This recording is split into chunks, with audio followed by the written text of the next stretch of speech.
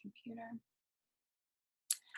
Hi, everybody. Good morning. Thank you for joining us again. I'm here with my very good friend, Kelsey Aida, who is a master at manifesting and talking about fear to love, from fear to love, and all of these awesome topics that we're obsessed with. And we wanted to bring our conscious conversations to you guys again. Today, we're talking about the law of attraction and why it works for some and not for others. So I'm going to give a little framework around this because I love Kelsey's content on this stuff. Her stuff is incredible. She's going to talk more in a moment. But I get these questions, and I know you do too, which is probably why you've created, we're talking about this content so much right now, is like, how does this law of attraction stuff work, and why isn't it working when I'm doing all the things that you're telling me to do and the steps? And the questions I get a lot of times are like, well, if it says that I have to be really specific, but then I hear other stuff I don't have to be really specific. It's better not to put a date and a time on it. And how does that work? And how do I let it go if I'm supposed to focus on it? And so I would love to chat with you on how you navigate these kind of questions. Oh man. Okay. You hear those questions? This is what I hear all the time about law of attraction and manifesting. Like everything seems counterproductive. Yeah, well, I'm really passionate about, honestly, my altruistic self just wants everyone to realize their dreams. And I learned a few years back that being really conscious about what you're creating and becoming an energetic match to that which you want to experience is a really effective and fun way to realize your dreams. So that's really how I became obsessed with the idea of manifesting the law of attraction. But really, the law of attraction, which can also be called the law of mirroring, is something that is on, so to speak, or working for everyone all the time. There's no instance where it's not a thing. It's like gravity, right? Like on Earth, gravity is a thing. It's not like gravity doesn't work for Sandra because she's doing it wrong and she just floats away, but everyone else can stay grounded on the Earth because of gravity. I love it. I use this example all the time. Like the laws of the universe are the laws of the universe, period, end note. They are just like gravity. And why is it that we only know the gravity one? Like when you say that, people are like, really? It's like gravity? I'm like, yes, it's just like that. It's all the time. It is not a light switch that you turn on and off. It's all the time. Yeah. And I think the tricky thing, and something that I'm trying to shift in my mind in the way that I teach about law of attraction, is I don't want people to look around at their life and judge it as being shitty or not what they want, and then turn around to themselves and be like, it's because of me, it's my fault. That's what we want to stay away from, because the law of attraction is not so much cause and effect like how I used to think and how a lot of people teach it. It's more just it's showing you where you're at. And it's not meant to be blaming you for creating a shitty life. It's more so hey, this is where you're at. If there's something that you see that you don't like, just flip the mirror inward, work on the inner stuff, and then you'll feel better and your life will start to change naturally as a side effect of doing that. So a great example of this is relationships. How we treat ourselves on the inside is going to be reflected back to us in our outer relationships. So if you're really mean to yourself, I know we talked about this a little bit in our last talk, then you might attract bullies into your outer circumstance. And then when you're bullied, you're like, fuck, I don't like how this feels. And what the universe is trying to get you to do is be like, hey, do you realize that you're doing this to yourself? Can you please stop doing this? Can you please learn to love yourself instead? Because it's the contrast that creates the desire for what we actually prefer to experience, right? Yeah. So the whole premise of the universe having this law of attraction is to help us become really clear about what we do want, and then to come into alignment with that. And I think the part that a lot of people miss about the law of attraction too is they're trying to manifest all these experiences and these things, but they're not really clear about why they want them. And you have to know the core emotion that you're going for. Right. So let's say you want to manifest, let's say there's a guy who wants to be a millionaire. And we ask him, why do you want to be a millionaire? And he's like, well, if I'm rich, then I'll attract more women and then I can have a partner. So really what he actually wants is partnership. Right. And then we could ask him, why do you want partnership? Okay, I want to feel loved. I want to feel supported. I want to feel connected to someone. Mm-hmm. So that's really what he's after, but he's trying to manifest it through manifesting money, Yeah. which is like not connected really at all. That's an indirect way to try and get his need met for connection and love and support. Right. So once we bring that to his attention, the next step would be, okay, so let's start with you. This is the most empowering place to start. How can you start loving yourself more, start supporting yourself more, start connecting with yourself more? And that's going to be reflected to you in your reality through a new partner. That's why we always say, like, become your own soulmate and you will attract a soulmate, right? It's just a mirror of whatever's going on within you. So it's not to say like that you have to be your own soulmate before you meet someone. You don't have to be perfect to meet someone. Let's put that out there too. We don't want to go in either extreme here and like blame people. But at the same time, it's a law of mirroring. So the mirror is to get you to change how you feel if you don't like how you feel when you see what you see. Okay, perfect. So, and the steps that, so when you have a client that comes to you and says, okay, I want to attract, or I want to manifest, we'll say a relationship, right? Since this is the same direction we've been talking in. What is the first step that you take them through? I can share the 5 steps that I take people through. What is the strategy that you use when someone comes to you with that request? Well, first I ask them, how do you think that this relationship is going to make you feel different when you have it as opposed to how you feel right now? Mm-hmm. Like, what's the difference of how you feel, you without the relationship versus you with the relationship? Then we get to the core feelings of what they're actually after and how can we start cultivating those feelings now? Most of them you can give to yourself, not saying that you have to for the rest of your life, but for the time being, if you're without a partner, you can start by giving those things that you want to yourself. You can start by cultivating those feelings in a more direct way. For example, I'm someone who's always lived with anxiety. I'm really moody. I have a lot of mood swings. I'm always like up and down all over the place. Mm-hmm. And I realized the other day that like the part of me that wants to create stability is using this indirect way of having these mood swings, because when I go up, I must go down, right? And like after a big day of emotions, all I can feel at the end is like relief in a really extreme way, almost like a junkie, right? And that was my way of trying to obtain like a sense of calm and relief. When really, when I do things like affirmations, meditation, eating the right food, I can have a more stable way of experiencing calm and relief without having to go through the emotional roller coaster that was trying to get me there. Yeah, sure. And I also feel like one of these things, I love that you bring this kind of stuff up too, because I think a lot of people, when they come to me and they're talking about what they want to manifest, they have 2 opposing beliefs.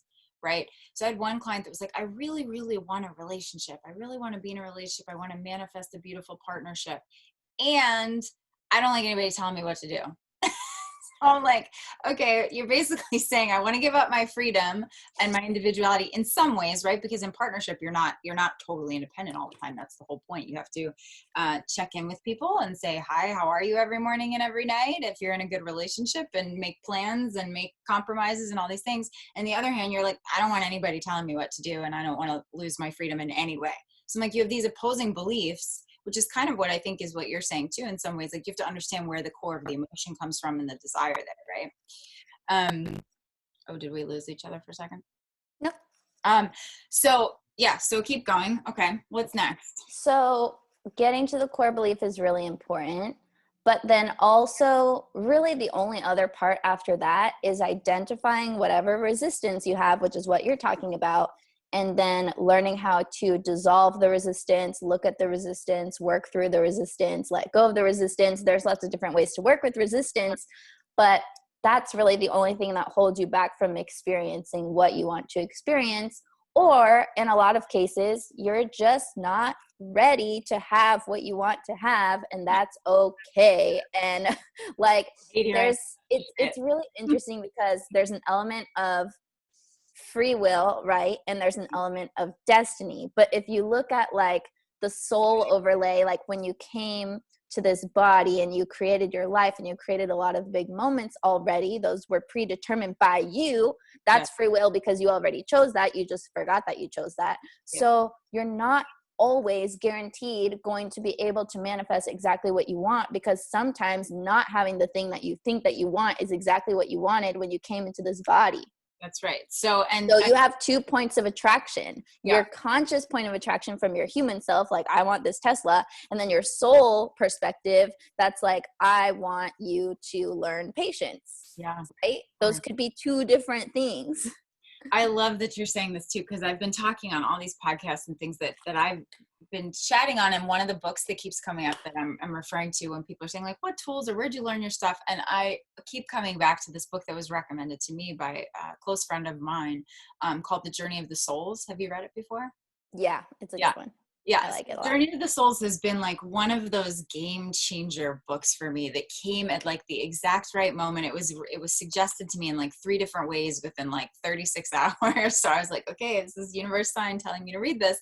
I read it towards the end of 2019, which was sort of a challenging growth year for sure. It was one of those years that like I'm super grateful for, but I'll never be nostalgic for. Like it was just like knocking me over a couple of different times in a couple of different ways. And so I read this book, highly recommend it. It's called The Journey of the Souls. And it's kind of reflecting what some of the stuff is that Kelsey just said, which is, it's a book that is about the soul journey in between lifetimes, right?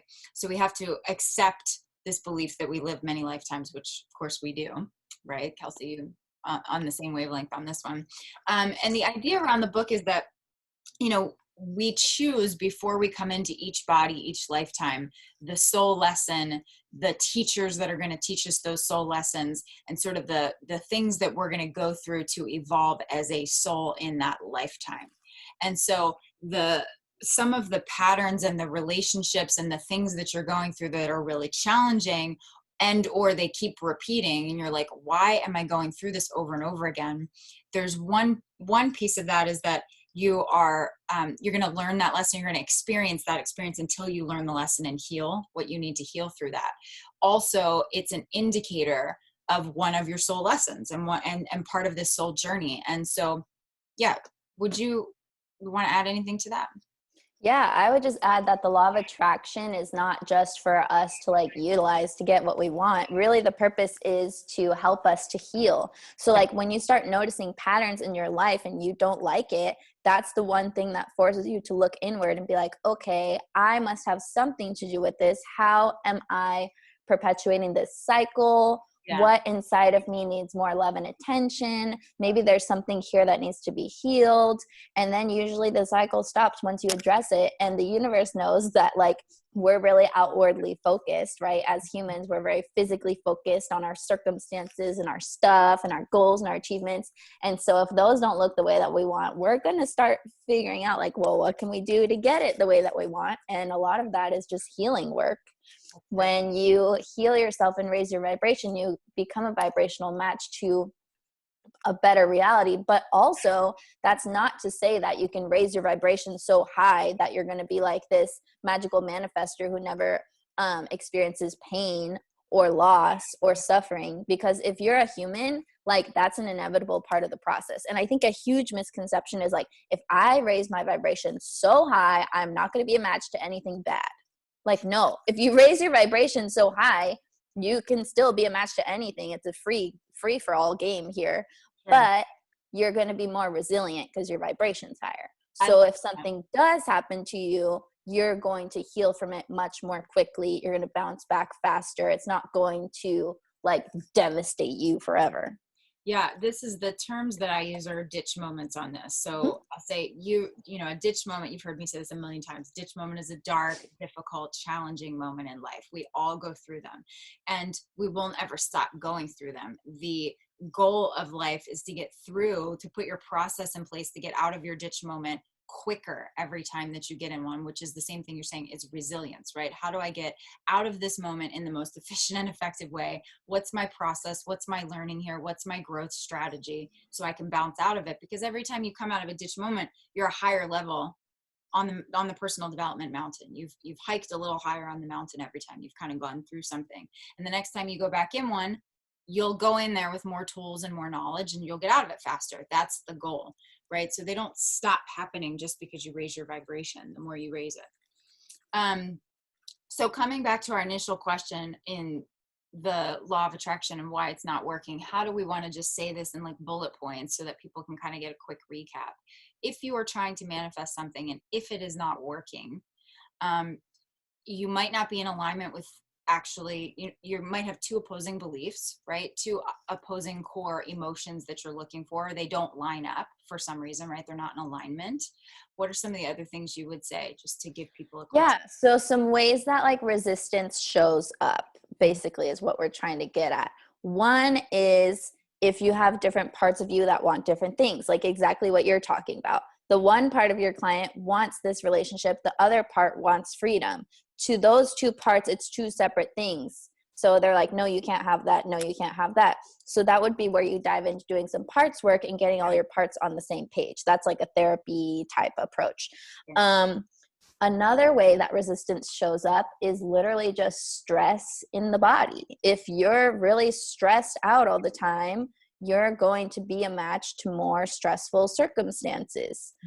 Everyone's experienced this. Like when you have a bad day and you wake up on the wrong side of the bed and then you stub your toe and then you spill coffee on yourself and it just keeps getting like worse and worse and worse. And then you get in a traffic jam and then your boss fires you and it's like the worst day from hell and it like escalates and spirals. That's because the energy has momentum in that direction, right? Yeah. But the opposite is true also.